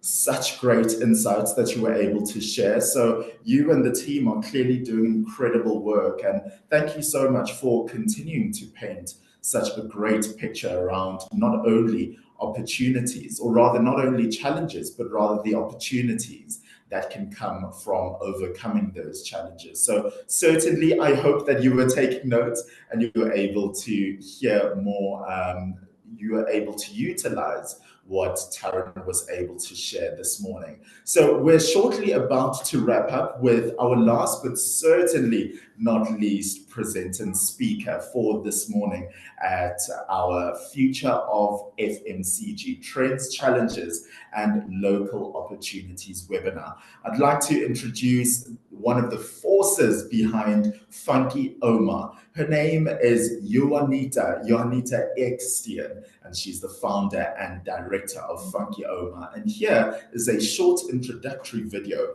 to show you a bit about Funky Oma.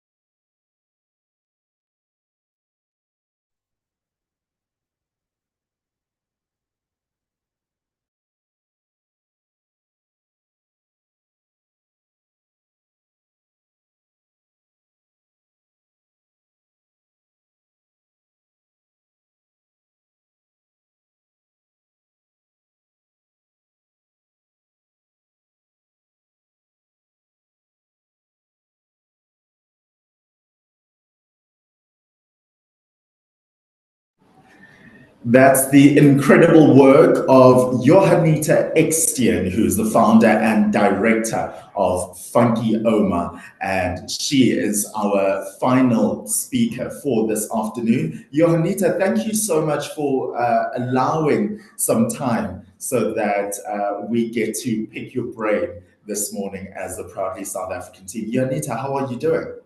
Good morning or nearly good afternoon. Great, thank you. Thank you for having me. Fantastic. Only a pleasure. Let's dive into it. I'd like to find out, given your Funky Oma journey, can you firstly tell us a little about Funky Oma? And then secondly, just more about the brand story and journey thus far. So Funky Oma it's a pity the sound wasn't on that whole video, because the sound really gives it a bit of a spunk. But I'll load it on our social media and everybody can have a look. So we specialize in manufacturing salts and spices as seasonings packed in trendy, beautiful packaging. And we pride ourselves that the majority of our ingredients and packaging is from South Africa, hence the fact that we are also a proudly South African brand. And the story behind it is, we're based in Cape Town, Wellington. I'm just making 100% sure you can hear me, hey? Just nod your head. Yes. Okay. So my mother and I, we started the business together 12 years ago. And it's got a very humble beginnings, like most brands out there. we started in the kitchen and with only a couple of rands available out of necessity of having and needing financial support. So my mother has always made these wonderful Oma, which is, the gogo, who makes better spice and food than gogo, than Oma. So she's always made these wonderful spice blends for my father, which had stomach cancer, and he couldn't take in any like gluten and preservatives and toxins or MSGs. So my mother took it in her own hands to make him a spice that he can enjoy. And then obviously there was a demand for it because friends and family started asking us to make them a mix as well. And then several years later, which is now 10 years or 11 years ago when we started it, my mother and I decided to make it a brand. Let's put it in a packaging. Let's do our research, what we need to adhere to in terms of consumer regulations. And that's the things in the beginning you don't really think of, but you need to, it was just mentioned in all the presentations, you have to think holistically when approaching a new brand. And then we started in the kitchen, packed it, and the name was like, what are we going to call it? And we're like, okay, but you're funky, you're a Oma, we're together, we're cool and funky, let's call it Funky Oma. And then we started marketing the product or the brand at markets and expos. And it was hard work, we had to do a lot of festivals. And I think that's the groundwork people sometimes forget about. The humble beginnings that people have is that a business starts in a kitchen and then moves to a garage. And with a lot of hard work ends up in a beautiful factory with 30 staff. But it takes a lot of grinding, excuse the pun, to make this happen. And then from there, we just grew into the market. Well, you've been doing stellar work as the Funky Oma team, I have to say that. I wonder, detailing your journey as you have, you said, you started at home and just being on the go. Now, as you reflect on your journey thus far, what are some things that you've actually recognized as strategies that you've put in place to build a strong brand that you could share with us? So there's different legs in the strategy that we used. So we consciously decided when we started with the business not to go into big retailers. So even now, the story is much different. But when we started, we wanted to be in touch with the consumers. That's why we did the markets and the expos and the market in your area, the Saturday market where people go and buy their food. To see somebody's firsthand experience they have when they take a product and they smell it, to talk to people, because anybody can create a brand, put a label on it, and put it on the shelf. The problem is who's going to buy it. Products don't just sell themselves; it needs to communicate to the market. So by starting with that groundwork, the roots, and talking to your customers one-to-one, is where you recognize the needs, the consumer's behavior, and the reaction towards your product. And from there, our strategy was to go into independent stores. Now, South Africa, we're very blessed to have those stores. The delis and the farm stalls and the butcheries and the store on the corner of your street. Small independent owner stores that can buy directly from you. And from there as well, you realize what the customers want and what the demand is for your brand. And then from there, obviously your online presence. And from there, you can organically grow into retail when there is a demand for your product. But you have to create that core demand. Well, I love that you're able to give us such practical tips and advice. So I wonder then, continuing on that, we have had a lot of discussions about the FMCG market this morning, and something that often has been coming up is how competitive it is, really how packed it is. And so I wonder, from your perspective as Funky Omar, how have you been able to create your identity within the FMCG market and also rise above the clutter and the noise of this very competitive market? Yeah, the spice and salt seasoning in category is a very large category. I think anybody is cuckoos to go into that category, because if you walk into a retail store, you'll see literally a lane number 4 is dedicated to salt and spices and dry spices and blends, and there is so many South African brands, not even talking about imported brands, in the industry. So you have to differentiate yourself on some level. So you must decide, who am I? You can't be everything to everybody. Who do you want to target? What is your LSM group? So make sure that you understand your target market. Make sure you understand in terms of design element or color or size. Like the Europeans, they eat much less salt than South Africans do. So with them, you'll do a smaller packaging, but South Africans love their salt, love their spice. So we go a bit bigger. And then the blends, do your research. Do people love rosemary and coriander? So what we've done is we've differentiated ourselves on our packaging, focusing on buying with the eye, making sure we're bringing in South African elements, that people want to buy this beautiful looking product. So, and that's what we did. We went on being funky. Absolutely. Well, it is great to have picked your brain this morning. I do want to wrap up by hearing your final thoughts, and I'll also open up the floor to our previous speakers as well. Your final thoughts, Janita, what would you like to leave our audience with this evening, this morning rather, as we conclude our topic on the future of FMCG? I just think if you're following your passion, if you are doing what you truly believe in and what you're good at, naturally good at, don't force it, and then make use of the platforms or the trademarks like Proudly South African. I think it's an extraordinary symbol to put on your brand, because it's something that people trust and that they know that it's gone through a scrutinizing. It's been scrutinized, it's being approved. It's a stamp of approval. So I think use what is to your advantage and what is available and make it work. Thank you so much, Janita. That's Janita Ekstien, who's the founder and director of Funky Oma. I implore you to go and find them on social media and to support them as well, to keep that funkiness going. So, Janita, thank you so much for that.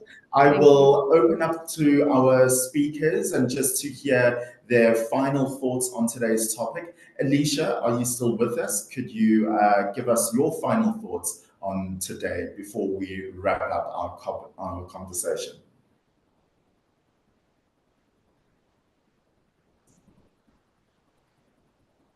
Sorry, colleagues, my Wi-Fi. Thank you so much. Yes, to conclude, I think, my parting shot would be that the FMCG sector forms one of the most important sectors in the manufacturing sector, covering everything from food to detergents to toiletries. And it is one of the sectors within our membership component that we are working very hard to allow our member companies to access the markets. So we would like, our colleagues on the call today to reach out so that we can discuss basically your membership journey and your access to market within the FMCG sector. That's it for me. Thank you. Fantastic. Thank you so much, Alicia. Wendy Alberts, who is the CEO of Rasa, unfortunately had to leave us a little early due to other commitments. So I do apologize for her on her behalf. So I'll move on to Noktula. Your final thoughts on today's topic in about 15 to 20 seconds. Okay. No, thank you so much. In 15 seconds, what I can say is that being in a country that it has triple challenges in terms of unemployment, inequality, and there's divisions that are happening in the country. What we are saying as a CETA is that through skills development, we are able to combat the issue of unemployment, but getting the sector to be employable for the sector and contributing to the sort of like youth empowerment for the sector as well. So we are really inviting all the attendees to go into our website, engage with us. We are there to serve. And I know that most of people do not know about CETAs. I don't know how, but some you find that it's the first time that they're hearing about food and beverages CETA. They might know other CETAs, but not the food and beverages CETA. But this is the correct CETA that if you are in the food and beverages space, to engage and let's work together. Thank you. Fantastic. Thank you so much, Nokuthula. Wrapping up with Taryn, your thoughts as we wrap our conversation up this morning in about 15 to 20 seconds. Absolutely. Thank you so much. I think from our side, obviously the challenges are quite rife, but we believe that if we work together, we can make a difference. So no matter what the challenge is, I would say come out, reach out, ask for information, and yeah, I guess working together we can do a whole lot more. Thank you. And thank you, Taryn, and especially thank you for being part of this conversation this morning. I do have to say to our speakers, it is the mark of a great presentation when people are very clear on what you've said. So your final thoughts were in lieu of a Q&A. I really appreciate all of our speakers. A big, big thank you to them for giving of their time and also giving of their insights this morning. We absolutely appreciated it.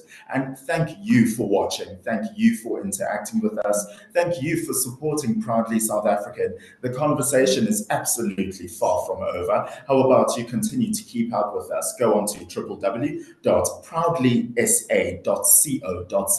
You can also continue to interact with us on social media by using the hashtag #BuyLocal to create jobs. On Twitter, or rather X, we are at ProudlySA. On Instagram, at proudly.sa, and on Facebook, we are Proudly South African. Let's continue to spearhead our incredible country and have important conversations like these ones. This has been the Future of FMCG, discussing trends, challenges, and local opportunities. My name is Sia Sangweni, and until we meet again, see ya.